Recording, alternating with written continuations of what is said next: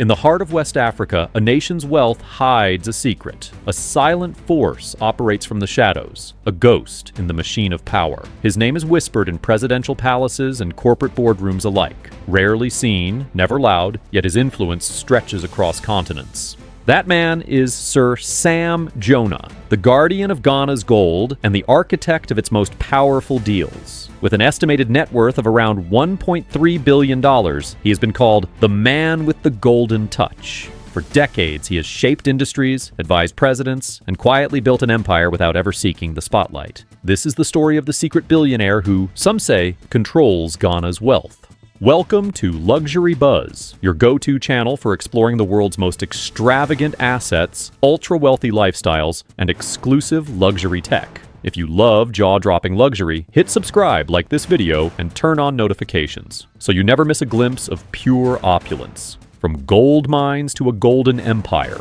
Jonah's story begins not in luxurious boardrooms, but deep underground. In the 1970s, he worked at the Obuasi gold mine, one of the richest deposits in the world. Among dust and danger, he absorbed not only the technical side of mining, but also the cultural dynamics of an industry still dominated by foreign managers. His rise was meteoric. At just 36 years old, Jonah became CEO of Ashanti Goldfields, Ghana's most prestigious mining company. For the first time, a Ghanaian, a young black African, held power in an industry once tightly controlled by expatriates. His vision was bold: to Africanize the mine. That meant putting Ghanaian professionals in positions of leadership and ending the colonial-era system where locals served but never commanded. Resistance was fierce. Many expatriates doubted his competence. Yet Jonah's reforms modernized the mine, boosted production, and expanded its reach. Under his leadership, annual gold output skyrocketed from 240,000 ounces to 1.6 million ounces. In 1996, he cemented his place in history by listing Ashanti Goldfields on the New York Stock Exchange, the first African company ever to trade on Wall Street. This wasn't just finance, it was symbolism. Ghana, once colonized and exploited for its gold, now had a mining giant competing globally. The pinnacle came in 2004, when Jonah orchestrated a $1.48 billion merger with South Africa's Anglo Gold. The deal created Anglo Gold Ashanti, the world's second largest gold producer, with Jonah as executive president. By the time he stepped down, he had transformed Ghana's mining industry and placed African enterprise on the global stage. But mining was only the beginning. Jonah had made his fortune. Now he would use it to build a legacy that reached far beyond gold. Beyond mining, boardrooms, banks, and global clout. Leaving the mines, Jonah reinvented himself as a Pan-African investor. He founded Jonah Capital, a private investment firm headquartered in South Africa. Through it, he ventured into real estate, agriculture, oil, construction, and finance. The firm remains majority-owned by his family, but Standard Bank, Africa's largest financial institution, owns a 22% stake, linking Jonah directly to the heart of African finance.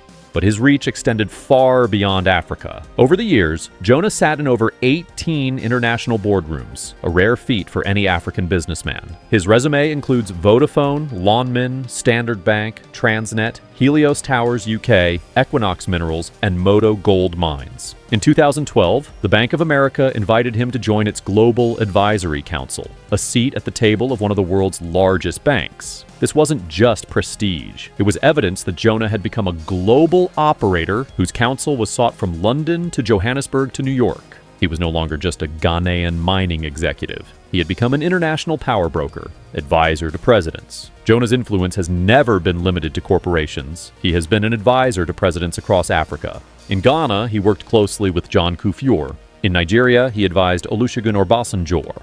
In Togo, Gnassingbé Eyadema sought his counsel. In South Africa, he was a trusted confidant of Thabo Mbeki. Beyond Africa, he sat on the UN Secretary-General's Global Compact Board and became a trustee of the Nelson Mandela Legacy Trust. Jonah is not the politician at the podium. He is the discreet elder statesman, the man whose phone call presidents answer. His power lies not in visibility, but in access, shaping Ghana's wealth from the shadows. Back home, Jonah is often described as a hidden architect of Ghana's economy. In mining, his legacy at Ashanti still shapes today's gold industry, setting a precedent for local ownership and management. Insiders whisper that no major mining deal in Ghana happens without Jonah's quiet input. His influence extends to finance. In 2017, when regulators revoked the license of UT Bank, Jonah broke his usual silence. He condemned the move as an egregious act of economic injustice.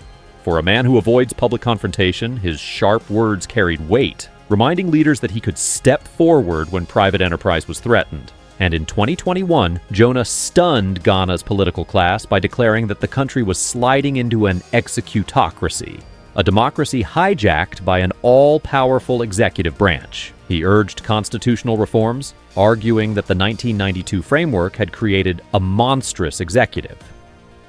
Coming from Jonah, this was more than criticism. It was a rare intervention from a man whose whispers usually stayed behind closed doors. A life of discretion and quiet luxury. Despite his wealth and power, Jonah lives a life of quiet luxury. He openly dislikes being called the richest man in Ghana.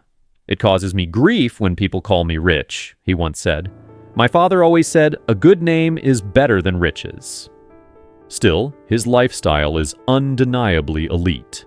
He owns residences in Accra, Johannesburg, and London. He travels by private jet, frequents exclusive retreats, and invests in developments that look more like private cities than estates. One example is the River Park Estate in Abuja, a 501-hectare luxury project co-owned by Jonah Capital. Yet, unlike other billionaires, Jonah avoids the spotlight. No flashy social media, no supercar flaunts, no diamond-encrusted lifestyle. His wealth operates behind gates and in boardrooms, not on Instagram. In 2003, he was knighted by the then Prince of Wales, officially becoming Sir Sam Jonah. Since then, he has moved easily among royals, billionaires, and heads of state, while keeping his own life intensely private. Legacy of a shadow billionaire.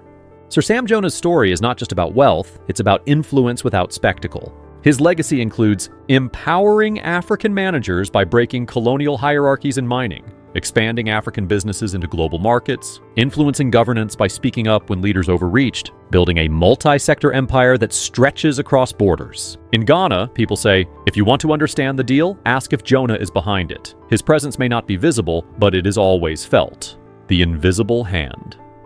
Sir Sam Jonah embodies a paradox. The less he seeks attention, the more his influence grows. He is Ghana's secret billionaire, shaping industries, whispering counsel to presidents, and building legacies that will outlast governments. So the next time you think of Ghana's wealth, remember this. The man shaping it may not be in the headlines. He's in the shadows, pulling strings that stretch from Accra to Johannesburg, from London to New York. Thank you for joining us on this deep dive into the life of Sir Sam Jonah, the secret billionaire controlling Ghana's wealth. If you enjoyed uncovering the hidden forces shaping nations, don't forget to like, comment, and subscribe to Luxury Buzz for more cinematic stories of wealth, power, and influence. Until next time, remember, the real titans of power are often the ones you never see.